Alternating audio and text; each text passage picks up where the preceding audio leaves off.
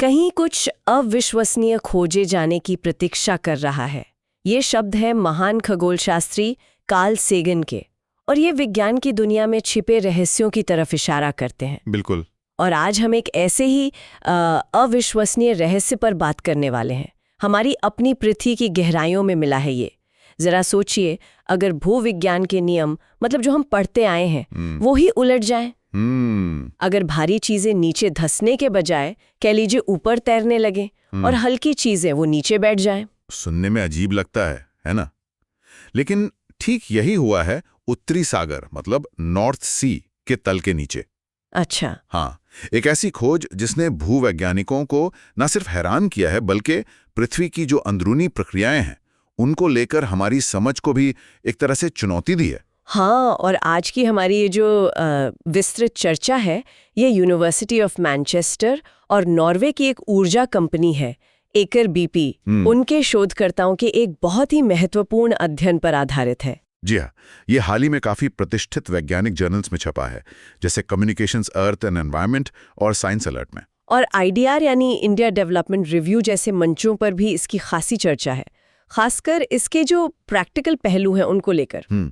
तो आज हमारा मकसद यही है कि ये जो अनोखी भूगर्भीय घटना है, जिसे स्ट्रैटिग्राफिक इन्वर्जन या परतों का उल्टाव कहा जा रहा है, इसे परत दर परत समझें। हाँ, मतलब ये कैसे हुआ, कब हुआ, और सबसे जरूरी, इसके मायने क्या हैं।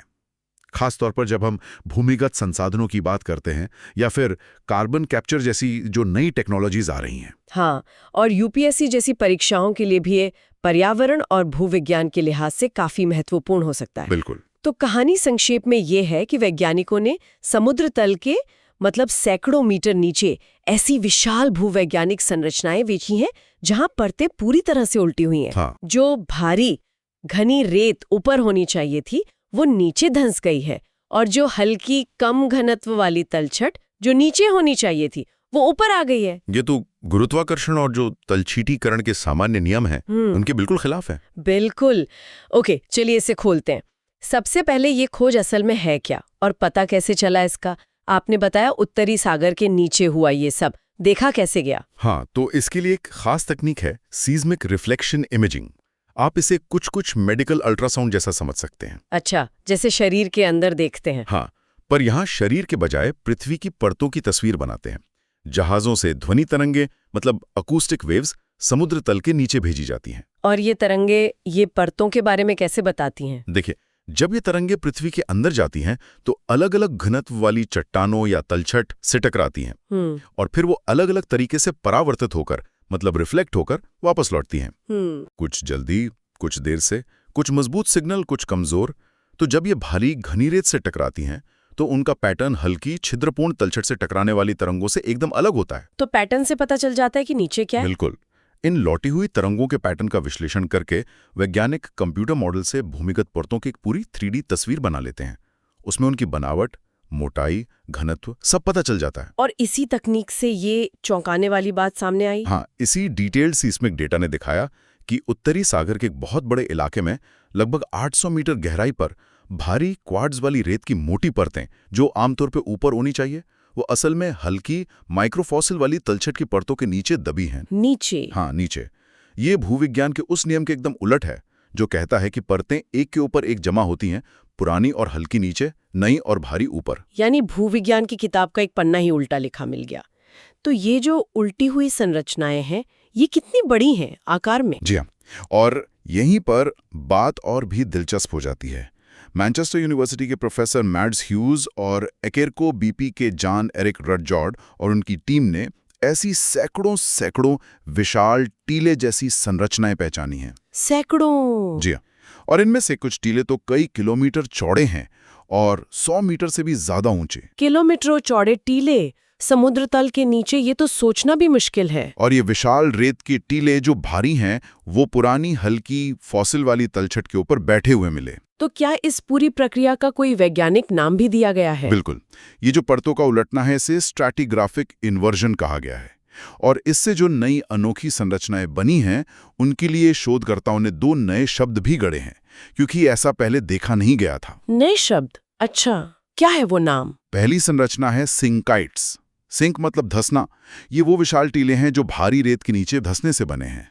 धंसने से? हाँ, सोचे कि ऊपर भारी रेत की परत जमी थी, वो किसी वजह से टूटी और नीचे जो नरम कम घनत्व वाली पानी से भरी तलछट थी उसमें धीरे धीरे धंसने लगी, जैसे कोई भारी चीज कीचड़ में धंस जाती है ना। हाँ हाँ, समझ गई। सिंकाइट्स, धंसने से बने टीले, ये नाम तो समझ आता है। और दूसरी संरचना? दूसरी है फ्लोटाइट्स। फ्लोट मतलब तैरना। ये वो हल्की तलछट है जो खास तौर पर डाइटम जैसे छोटे समुद्री जीवों के सिलिका वाले खोल से बनी है।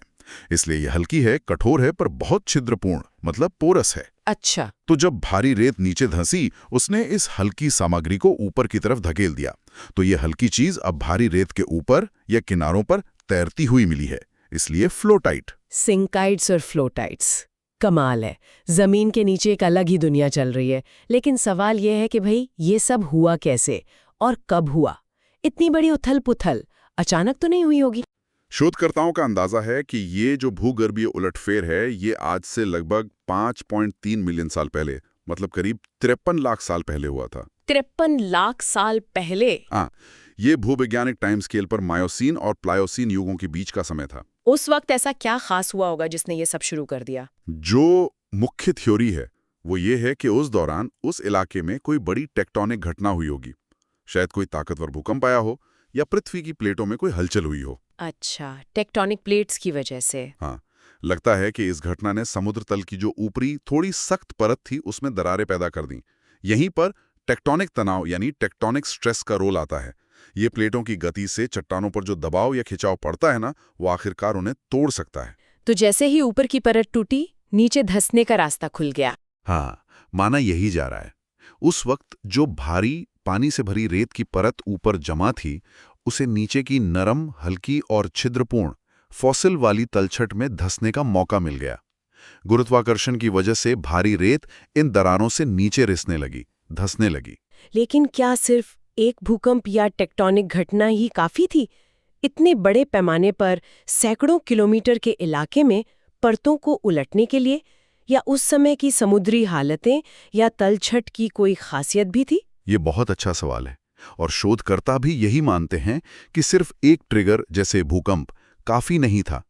उस समय की जो खास परिस्थितियां थीं वो भी जरूरी थीं। जैसे कि? एक तो नीचे की तलछट जो बाद में फ्लोटाइट्स बनी, वो बहुत ही हल्की और छिद्रपूर्ण थी क्योंकि वो माइक्रोफॉसिल के खोखले खोल से बनी थी। दूसरा, ऊपर की रेत भारी थी और पानी से भरी थी, तो घनत्व में ये जो बड़ा अंतर था उसने धंसने में मदद की। अच्छा, डेंसिटी डिफरेंस? हाँ, और तीसरा, शायद उस समय समुद्र तल पर तरल पदार्थों का दबाव भी ज्यादा रहा हो जिसने इस प्रक्रिया में मदद की।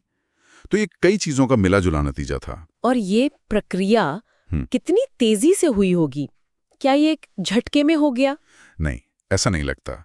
ये कोई अचानक आई प्रलय जैसी घटना नहीं थी, बल्कि ये लाखों सालों में धीरे धीरे घटने वाली प्रक्रिया थी। लाखों साल? हाँ, भारी रेत धीरे धीरे नीचे धसी और हल्की तलछट धीरे धीरे ऊपर खिसकी, तब जाकर ये विशाल सिंकैंट और फ्लोटाइट संरचनाएं बनी।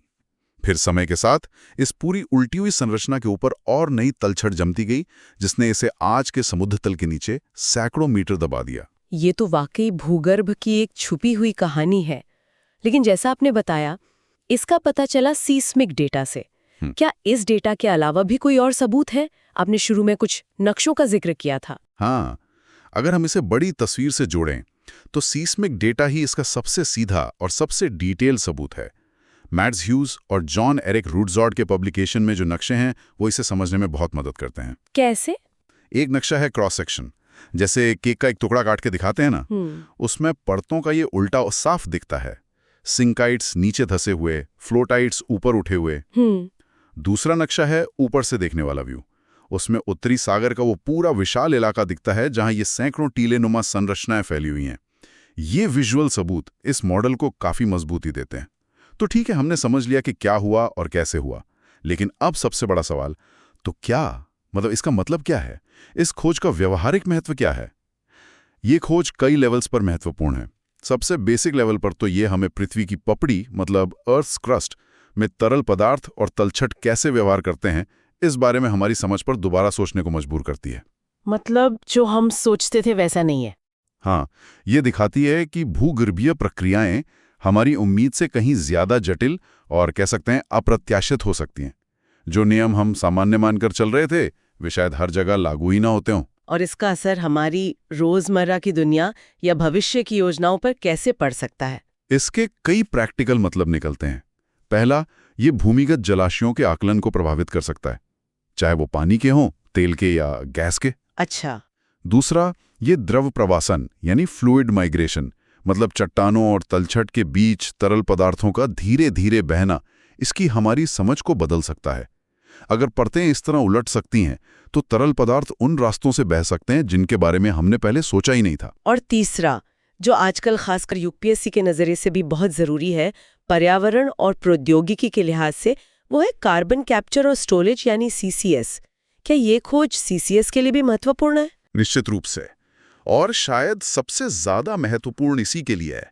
सीसीएस का जो मूल सिद्धांत है वो यही है कि फैक्ट्रियों वगैरह से निकली कार्बन डाइऑक्साइड यानी CO2 को पकड़ो, उसे कंप्रेस करो और फिर जमीन के बहुत नीचे सही भूगर्भीय संरचनाओं में हमेशा के लिए जमा कर दो, ताकि वो हवा में न जाए। हाँ, और इसके लिए स्थिर परतों की जरूरत होती है ना। हाँ बिल्कुल। सीसीएस की कामयाबी इसी पर टिकी है कि जो जगह चुनी गई है वो सुरक्षित हो, उसमें सीलिंग की अच्छी क्षमता हो। सीलिंग मतलब ऊपर वाली परत इतनी मजबूत हो कि नीचे इंजेक्ट की गई CO2 को ऊपर रिसने से रोक सके।